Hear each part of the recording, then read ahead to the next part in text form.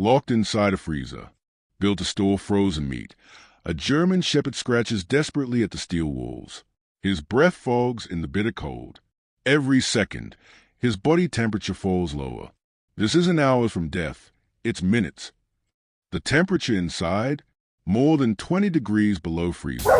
No food, no water, no way out. His paws are raw from clawing at the ice. His cries grow weaker, his movements slower. 24 hours in these conditions is a death sentence. No animal, no human, could possibly survive. And yet, what happens next will defy every expectation. Because against all odds, strangers will fight for his life, and the ending will leave you in tears. Watch closely, because this is one of the most heart-wrenching rescues you will ever see. Meet Luna, 3 years old, German shepherd. Those deep brown eyes that could melt your heart in seconds. The kind of dog who greets every stranger like a long-lost friend, who sleeps at the foot of your bed, who thinks the whole world is good because that's all she's ever known. Luna had no idea that Tuesday afternoon would be the day her world turned into a nightmare. Her owner, Marcus, ran a small convenience store on the outskirts of town. Bills piling up, rent overdue, stress eating him alive from the inside out. But Luna didn't know about human problems. She just knew Marcus was a person, and she loved him unconditionally. That morning started like any other. Luna trotting around the store, tail wagging, greeting the occasional customer with a goofy German shepherd grin. She was Marcus's shadow, following him everywhere, trusting him completely. Then it happened. 2:30 p.m. Luna was exploring near the snack aisle when she noticed something interesting on the floor, a piece of dropped candy. As she investigated, her powerful tail swept across the bottom shelf. One innocent wag. That's all it took. The domino effect was catastrophic. Bottles of soda crashed down. Glass shattered. Sticky syrup spread across the floor. $300 of merchandise destroyed in 3 seconds. Marcus froze, stared at the mess, calculated the loss in his head. Something inside him snapped. Luna, sensing trouble, lowered her head submissively, her tail tucked between her legs. She knew she'd done something wrong, but she couldn't understand what. In her mind, she was just being curious, just being a dog. But Marcus wasn't seeing his loyal companion anymore. He was seeing the final straw, the thing that would push him over the edge into bankruptcy. Luna whimpered softly as Marcus grabbed her collar. She didn't resist. She never would. Dogs don't fight back against the humans they love, even when those humans stop deserving that love. Marcus dragged her toward the back of the store. Luna's claws scraped against the linoleum, trying to find purchase, confused and scared but still trusting, still believing this was just a misunderstanding. The security camera captured everything, every horrific second. 2:47 p.m. exactly. Marcus yanked open the walk-in freezer door. The same freezer where he stored frozen foods and ice cream. The same freezer that maintained a constant temperature of -10 degrees Fahrenheit. Cold enough to preserve food indefinitely. Cold enough to kill. Luna looked up at Marcus one last time. Those trusting brown eyes searching his face for any sign of the man who used to pet her and tell her she was a good girl. But that man was gone. Marcus shoved Luna inside. She stumbled, turned around immediately, tail still wagging slightly because she still didn't understand. Still believed this was temporary. Still trusted that a human would let her out in a moment. The door slammed shut. The lock clicked. And Luna was alone. Imagine the confusion in those first few seconds. The metallic taste of panic. Luna probably pulled at the door gently at first, whining softly, expecting it to open. When it didn't, the whining grew louder, more desperate. The cold hit her immediately. -10 degrees doesn't wait. It doesn't give you time to adjust. Within minutes, her breath was visible in rapid puffs. Her body began shivering uncontrollably, trying to generate heat that the freezer would steal faster than she could produce it. Luna circled the small space frantically. 4 walls, no windows, no escape. The smell of frozen vegetables and ice cream, but nothing edible within reach. No water except the condensation that would freeze before she could lick it. She barked then. Shap, Desperate barks that echoed off the metal walls and fell into silence outside. No one was coming. The store was empty. Marcus had left for the day, unable to face what he'd done. Hour 1 passed. Luna's shivering intensified. Her breathing became shallow, rapid. Panic set in fully as the reality of a situation became clear. This wasn't a mistake. This wasn't temporary. This was abandonment in its cruelest form. She scratched at the door with increasing desperation. Her claws left tiny marks in the metal, evidence of a fight for survival. But the door was designed to keep cold in and everything else out, built to be escape-proof. Luna's body temperature began dropping. Hour 2, hour 3. The shivering that had been violent became weaker. Her movement slowed. Hypothermia was setting in, and her body was prioritizing vital organs over everything else. But here's what's incredible about Luna. What makes this story different from every other tale of cruelty. She never stopped fighting. Even as her body began shutting down, even as the cold seeped into her bones, Luna continued to move, to scratch, to whine. Somewhere deep in her canine brain, a voice was telling her to survive, to fight, to live, because dogs don't give up. Not on life, not on hope, not on the possibility that someone, somewhere, might still care enough to save them. Hour 6, hour 12, hour 18. Luna had curled into the smallest ball possible in the corner farthest from the door, instinctively trying to conserve what little body heat remained. Her beautiful coat was covered in frost. Her breathing was so shallow it was barely visible.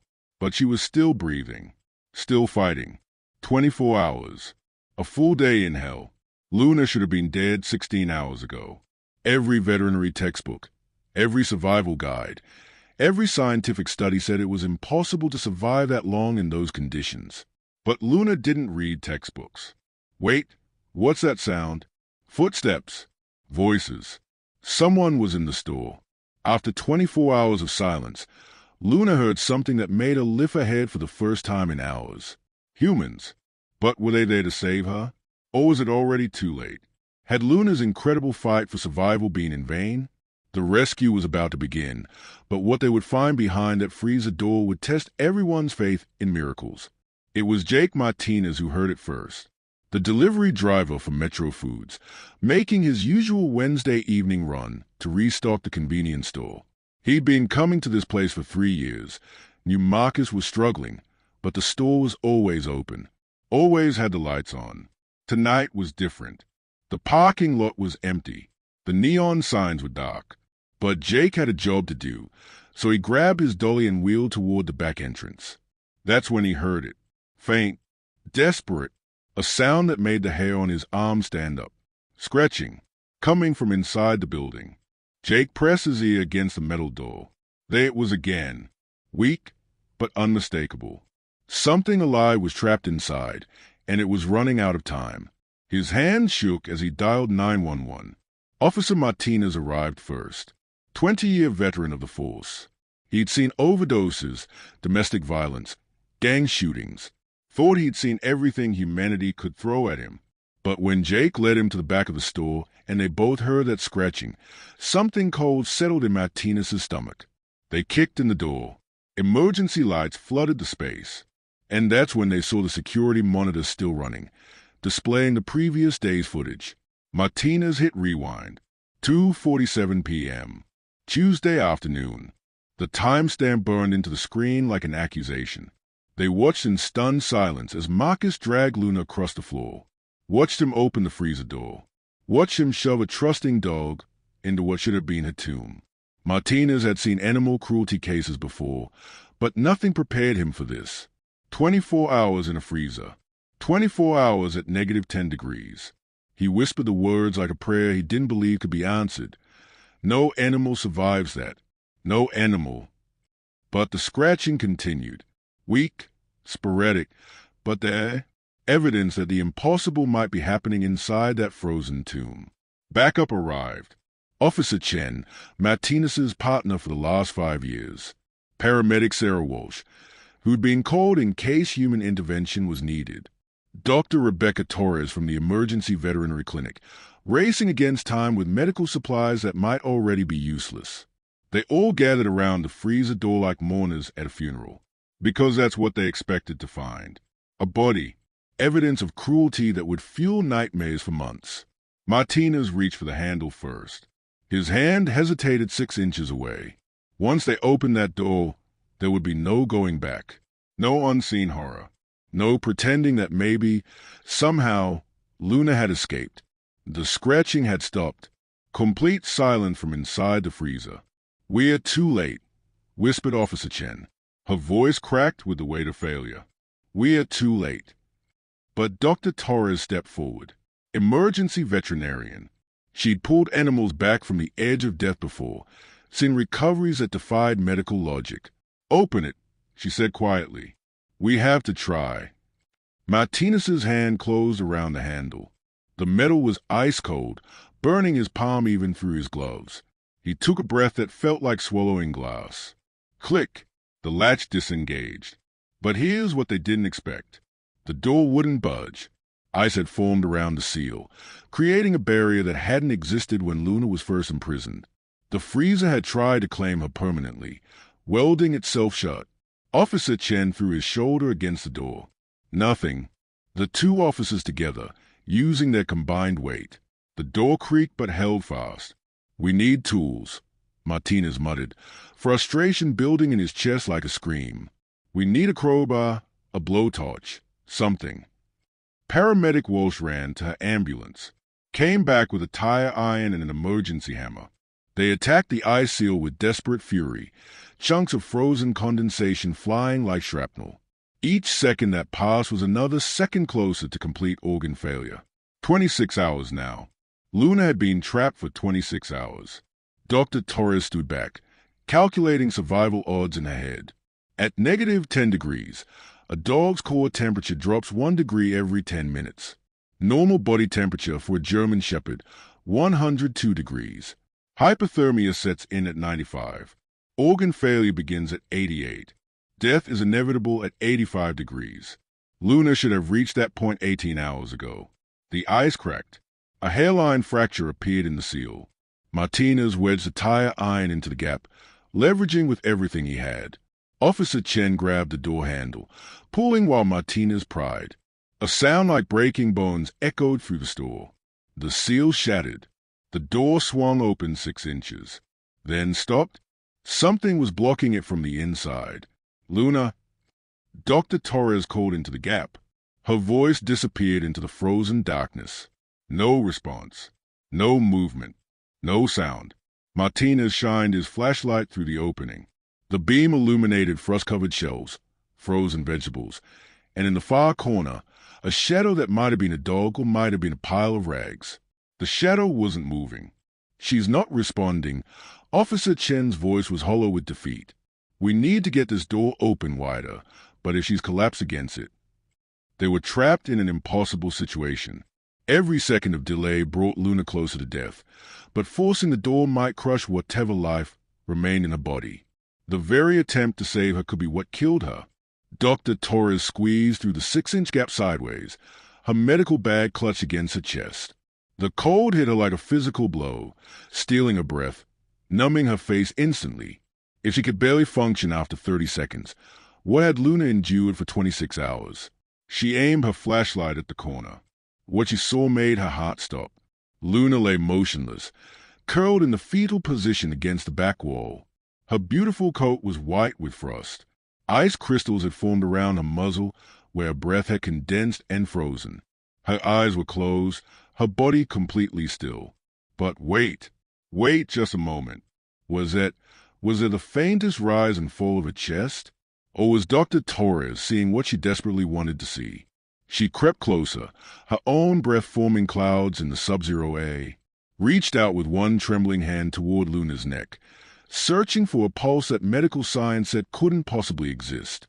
Outside the freezer, Martinez and Chen were working frantically to widen the gap. The tire iron slipped, sending Martinez's knuckles crashing into the metal doorframe. Blood spattered across the ice, but he didn't stop. Couldn't stop. "How is she?" Officer Chen called through the opening. "Doctor, talk to us." Dr. Torres pressed her fingers against Luna's throat. searching, hoping, praying to any deity that might listen to desperate veterinarians in frozen convenience stores. Nothing, no pulse, no warmth, no sign of life. She moved her hand to Luna's chest, pressing harder, searching for even the faintest heartbeat. Her own heart was racing so fast she couldn't tell if the rhythm she felt was Luna's or her own pulse echoing through her fingertips. Still nothing. 26 hours and 43 minutes. Luna had been trapped longer than any living creature should be able to survive. The laws of biology, the rules of hypothermia, the cold mathematics of death all said the same thing.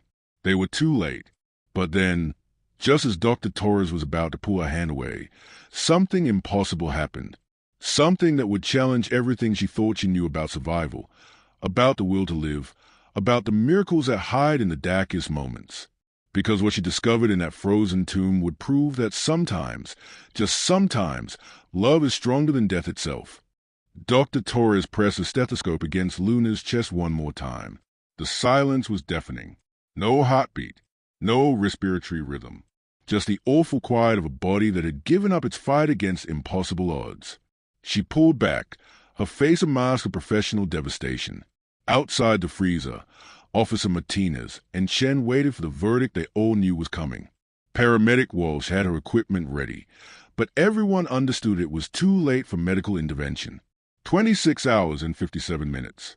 Luna had been trapped in sub-zero temperatures longer than any mammal should survive. The laws of physics, the certainties of biology, the cold mathematics of death had finally won. But then Dr. Torres noticed something that made her freeze mid-motion. Something impossible. Something that would change everything. The faintest whisper of condensation.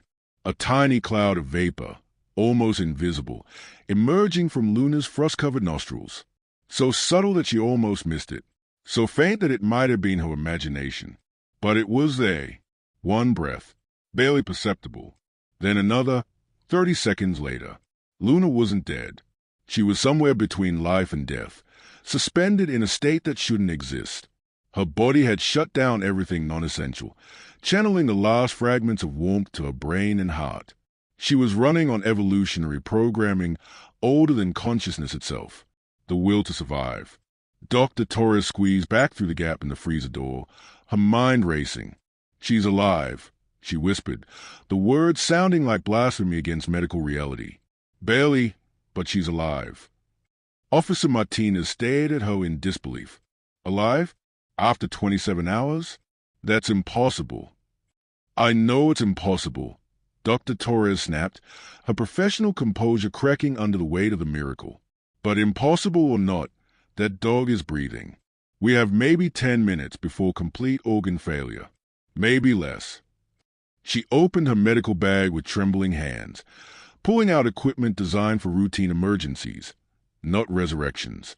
For fluids, warming blankets, cardiac monitors. Everything seemed inadequate for what they were facing. "We need to get her out of there immediately," she continued, her voice gaining strength. But moving her could trigger cardiac arrest. The temperature shock alone could kill her. They worked frantically to widen the freezer door. Officer Chen threw his full body weight against the metal frame, his boots slipping on the ice-covered floor. Martinez attacked the remaining frozen seal with a tire iron, chunks of ice exploding like shrapnel with each blow. Finally, the door swung open wide enough to extract Luna. Dr. Torres crawled back into the freezer, her breath forming clouds in the sub-zero air. She wrapped Luna in heated blankets, moving with the delicate precision of someone handling the most fragile thing in the universe. Luna's body was limp, unresponsive, her temperature so low that the warming blankets steamed where they touched her frost-covered fur. They carried her outside like pallbearers carrying hope itself. Dr. Torres immediately started for fluids, warmed to body temperature. The cardiac monitor showed a heartbeat so faint it barely registered on the screen. 40 beats per minute. Normal for a German Shepherd was 90 to 140. Luna's core body temperature read 78 degrees. 78. 7 degrees below the threshold where death becomes inevitable. Yet somehow, impossibly, her heart was still beating. "This shouldn't be happening," Dr. Torres muttered, checking the thermometer reading again. "No animal survives at 78 degrees. The cellular damage alone should have. She stopped mid-sentence. The monitor was showing something that defied every textbook she'd ever studied. Luna's heart rate was climbing. 42 beats per minute, then 45. Slowly, incrementally, her body was responding to the warming treatment. But it wasn't enough. Not nearly enough. Standard hypothermia protocol called for gradual rewarming. 1 degree per hour to avoid shocking the cardiovascular system. But Luna didn't have hours. At 78 degrees, organ failure was imminent. They needed aggressive intervention, and they needed it now. That's when Dr. Torres made a decision that would either save Luna's life or kill her instantly. She stripped off her coat, then her sweater, then her shirt. "Doctor, what are you doing?" Officer Martinez asked, his voice sharp with concern. "Skin-to-skin contact," she replied, wrapping Luna's motionless body against her bare chest. "Direct heat transfer. It's the only way to warm her fast enough without sending her into cardiac arrest." The cold hit Dr. Torres like a physical blow. Luna's body temperature was so low that touching her was like pressing against a frozen corpse. But she held on, wrapping her arms around the unconscious dog, sharing her own body heat in an act of desperate compassion. 1 minute passed. Luna remained completely motionless. 2 minutes. Dr. Torres was shivering violently now, her own body temperature dropping as she gave her warmth to a dog that might already be beyond saving. 3 minutes. The cardiac monitor showed Luna's heart rate holding steady at 48 beats per minute. Not declining, but not improving either. "Doctor, you need to stop," Paramedic Walsh said urgently. "You're going hypothermic yourself. This isn't working." But Dr. Torres refused to let go. She'd seen too many animals die from human cruelty. She'd held too many victims in her final moments, promising them that someone cared, that they mattered. She wasn't going to give up on Luna now. 4 minutes. 5 minutes. 6. Luna's body temperature had climbed to 81 degrees. Still dangerously low, but moving in the right direction. Her heart rate had increased to 55 beats per minute, but she still wasn't conscious. Still wasn't responding to stimuli. Her brain might have suffered irreversible damage from oxygen deprivation. 7 minutes. 8 minutes. Dr. Torres was losing feeling in her arms and legs. Her lips were turning blue. Officer Martinez was preparing to physically separate her from Luna before they lost them both to hypothermia. 9 minutes. 10 minutes. Luna's temperature reached 85 degrees. The cardiac monitor showed 70 beats per minute, but her eyes remained closed, her body limp and unresponsive. Dr. Torres whispered into Luna's frost-covered ear, her voice barely audible through chattering teeth. "Come on, girl. Come back to us. Someone out here loves you. Someone out here is waiting for you to come home." That's when it happened. The tiniest movement. So small that everyone almost missed it. Luna's left ear twitched. Just once. A microscopic gesture that meant everything. Proof that somewhere inside that frozen body, consciousness was fighting its way back to the surface. Wait just a moment. There it was again. This time, both ears. A subtle repositioning that suggested Luna was hearing something. Processing sound. Responding to the world around her. Dr. Torres held her breath, afraid that moving might break whatever spell was pulling Luna back from the edge of death. Slowly, impossibly, like a miracle emerging from 27 hours of darkness, one brown eye opened. Not fully, just a sliver. But it was focused, alert, looking directly at Dr. Torres with an expression that seemed to say, "I knew you'd come for me." The eye closed again, but the message had been delivered. Luna was coming back. But would her body be strong enough to complete the journey from death back to life? And what permanent damage had 27 hours of hell left behind? That single brown eye opened again. This time, it stayed open. Dr. Torres felt a heart hammering against her ribs as Luna's gaze focused on her face. There was something in that look that transcended medical science. Recognition, gratitude, a connection between two souls that had fought death together in one. Luna's second eye fluttered open, both eyes now, alert and aware, tracking Dr. Torres' movements as she adjusted the warming blankets. The cardiac monitor showed a steady climb, 75 beats per minute. 80, 85. Luna, Dr. Torres whispered, her voice hoarse from cold and emotion. Can you hear me, girl? The response was almost imperceptible. The slightest movement of Luna's head toward the sound of her name. But it was everything. It meant her hearing was intact. It meant her brain was processing language. It meant the Luna they were fighting to save was still there, still whole. Officer Martinez dropped to his knees beside them, his tough cop exterior cracking like ice in spring. She's really going to make it, isn't she? His voice broke on the question, years of seeing the worst of humanity finally balanced by witnessing the best. The temperature readings continued their miraculous climb. 87 degrees. 90. Luna's breathing deepened, became more regular. Her heart rate stabilized at 95 beats per minute. Still below normal but strong and steady. But the real miracle happened at the 30-minute mark. Dr. Torres was adjusting Luna's full line when she felt something brush against her hand. Soft, tentative. She looked down and saw Luna's tail moving. Not a full wag, not the exuberant greeting of a healthy dog, but the faintest flutter of recognition. And could it be?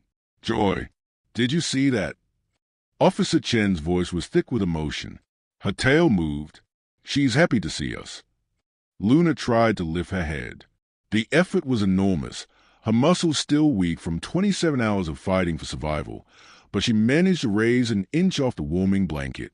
Her eyes found Dr. Torres again, and this time there was no mistaking the intelligence behind them. She was back. Really, truly back.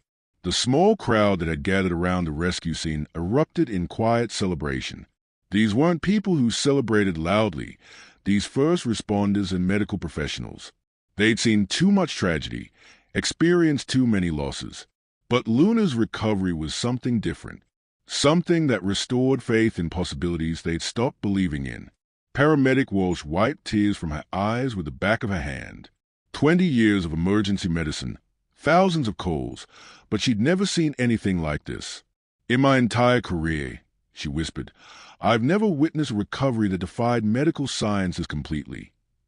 Dr. Torres carefully wrapped Luna in fresh warming blankets, her own body temperature finally stabilizing after a skin-to-skin sacrifice.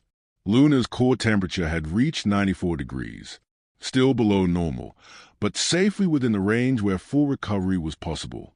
Over the next hour, Luna's vital signs continued improving with each measurement.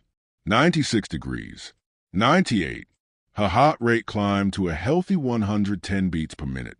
Her breathing became deep and regular, no longer the shallow gasp of a body fighting for survival. But the most incredible moment came when Dr. Torres said Luna's name again. This time, Luna's tail didn't just flutter, it wagged. A real, unmistakable wag that sent ripples of joy through everyone watching. It was weak, tired, but it was pure dog happiness. The universal language that says, I'm okay. I'm going to be okay. Officer Martinez had to turn away. Grown men aren't supposed to cry, especially cops who've seen everything. But watching Luna's tail wag after 27 hours in hell broke something loose inside him that had been locked away for years. Dr. Torres leaned down and gently stroked Luna's frost-covered fur. You did it, girl, she whispered. You fought your way back to us. And Luna, with strength that shouldn't have existed, lifted her head just enough to lick Dr. Torres' hand. One small gesture that contained more gratitude than 1,000 words could express. The next 3 days blurred together in a sequence of small miracles. Luna's temperature returned to normal. Her appetite came back gradually, starting with small sips of warm broth, then soft food, then her full meals. Her strength returned in increments that amazed everyone monitoring her recovery. On day 2, she stood up for the first time, wobbly, uncertain, but standing. Her legs remembered how to hold her weight. Her body remembered how to balance. The medical team cheered as if they were watching someone walk on the moon. On day 3, she took her first steps. Tentative, careful, but forward motion. Each step was a victory over death, a declaration that Luna refused to be defined by those 27 hours of hell. By the end of the week, something extraordinary was happening. Luna was playing, actually playing. Gentle games of tug-of-war with rope toys, careful romps in the clinic's recovery yard, moments of pure dog joy that seemed impossible after what she'd endured. Dr. Torres watched from the clinic window as Luna chased a tennis ball in slow motion, her tail wagging with increasing enthusiasm. Her resilience isn't just medical, she told Officer Martinez, who'd become a daily visitor. It's spiritual. This dog looked death in the eye and chose life. But here's what struck everyone who met Luna during her recovery. She still trusted humans completely. After being betrayed in the most horrific way imaginable, after suffering cruelty that would break many spirits, Luna approached every new person with the same open-hearted optimism she'd always had. She didn't become fearful. She didn't become aggressive. She didn't lose a fundamental faith in human goodness, despite having every reason to do so. That's the real miracle, Dr. Torres reflected one evening as Luna curled up beside her desk, refusing to sleep anywhere but close to the people who'd saved her. Not just that she survived physically, but that her spirit survived intact, that she still believes the world is good. Luna's story spread through the community like wildfire. Local news picked it up, then regional stations, then national outlets. But it wasn't the sensational aspects of survival that captured people's hearts. It was Luna's unwavering capacity for love after experiencing the worst humanity could offer. Wait, here's something that will give you chills. The convenience store where Luna was imprisoned, it's being transformed. The community bought it from the bank after Marcus's arrest, turned it into an animal rescue center. The same freezer that nearly claimed Luna's life now stores medical supplies for animals in need. Sometimes the universe has a sense of poetry about healing. But Luna's recovery raised one final question that would determine her entire future. After surviving the impossible, after defying death itself, after proving that love can overcome the darkest cruelty, would Luna find the forever home she deserved? The answer would surprise everyone, especially Dr. Torres. The question of Luna's forever home was answered in the most beautiful way possible. Dr. Torres had saved Luna's life, but Luna had saved something in Dr. Torres too. Something that had been frozen inside her own heart for years of emergency veterinary work, years of seeing animals suffer at human hands, years of wondering if compassion was enough to balance the cruelty in the world. Luna proved that it was. 3 weeks after the rescue, Dr. Torres made a decision that surprised no one who had watched them together. She adopted Luna, not as a patient who needed care, but as family, as a companion who had taught her that miracles aren't just medical anomalies. They are proof that love can overcome anything, even death itself. Today, Luna lives in Dr. Torres' home with a yard full of sunshine and toys, sleeping on a bed instead of frozen concrete, surrounded by warmth instead of deadly cold. She goes to work with Dr. Torres every day, becoming the unofficial therapy dog for other animals recovering from trauma. Because here's something incredible. Luna seems to recognize animals who have suffered. She approaches them with a gentleness that can only come from understanding, a patience that can only come from having been there herself. She's become living proof that survival isn't just about breathing. It's about choosing to love again after every reason to stop. The store owner, Marcus, was convicted of aggravated animal cruelty and sentenced to 2 years in prison. He's banned from owning pets for life. But Luna's story was never about him. It was never about the darkness that humans can unleash when they forget their humanity. This story is about the light that shines when people choose to be heroes. It's about Jake Martinez, the delivery driver who could have ignored strange sounds but chose to investigate instead. About Officer Martinez, who kicked down a door and opened his heart to save a life that logic said was already lost. About Dr. Torres, who literally gave her own warmth to bring Luna back from the edge of death.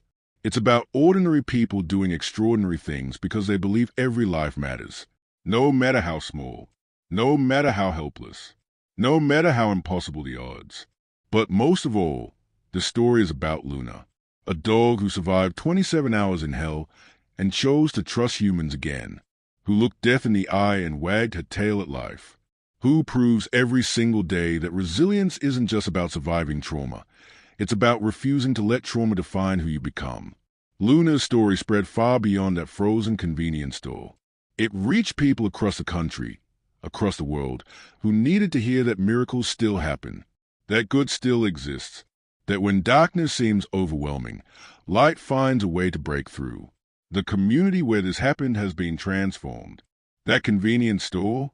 It's now the Lunar Recovery Center, a no-kill animal shelter that has saved hundreds of animals in distress. The same freezer that nearly claimed Luna's life now stores medical supplies that save other lives every single day. Sometimes the universe writes poetry with pain and redemption.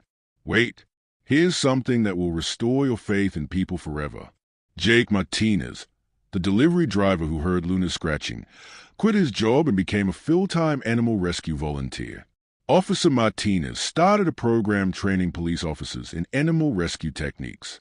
Paramedic Walsh now responds to every animal emergency call in the county, equipped with specialized hypothermia treatment supplies. One dog's survival created a ripple effect of compassion that continues growing every single day. But Luna's legacy raises a question that only you can answer. What would you have done if you heard those scratching sounds? Would you have investigated? Would you have called for help? Would you have risked everything to save a life that couldn't ask for help, couldn't promise reward, couldn't even guarantee survival? Because that's what heroism really is. Not the absence of fear, but the presence of love that's stronger than fear. Not the certainty of success, but the certainty that trying matters more than the outcome. Have you ever witnessed an animal's incredible will to survive? Have you ever seen a creature fight against impossible odds and somehow find the strength to keep going? Have you ever looked into an animal's eyes and seen a soul that refused to give up? Share those stories in the comments below. Because Luna's story isn't unique in its message. It's unique in its miracle. Every day, animals around the world are surviving, thriving, and teaching us about resilience we didn't know we needed to learn. Every day, ordinary people are becoming heroes simply by choosing compassion over indifference, action over assumption, love over fear. Luna's story proves that sometimes miracles aren't about defying the laws of physics or biology. Sometimes miracles are about defying the laws of human nature that say we are too busy, too scared, too small to make a difference. But Luna knows better. Dr. Torres knows better. Jake Martinez, Officer Martinez, Paramedic Walsh, they all know better. And deep down, you know better too. If Luna's story moved you, if it reminded you that hope can survive even the coldest darkness, share it with someone who needs to believe in miracles today. Share it with someone who's forgotten that love is stronger than cruelty, that light is stronger than darkness, that life is stronger than death. Because every animal deserves a hero. Every suffering creature deserves someone willing to investigate strange sounds, kick down doors, share their warmth, and refuse to give up when giving up would be easier. And every hero deserves to know they are not alone, that their compassion matters, that their courage creates ripples of change that extend far beyond what they can see. Subscribe for more incredible rescue stories that prove love always wins in the end. Not because the universe guarantees happy endings, but because people like you make them happen. One scratching sound, one open door, one shared heartbeat at a time. Because in a world that can sometimes seem frozen with cruelty and indifference, stories like Luna's remind us of a simple truth. Warmth always wins. Love always finds a way. And miracles are just love in action, performed by ordinary people who choose to be extraordinary when it matters most. Luna is running free today because someone chose to listen, someone chose to act, someone chose to love. The question is, what will you choose when you hear the next cry for help?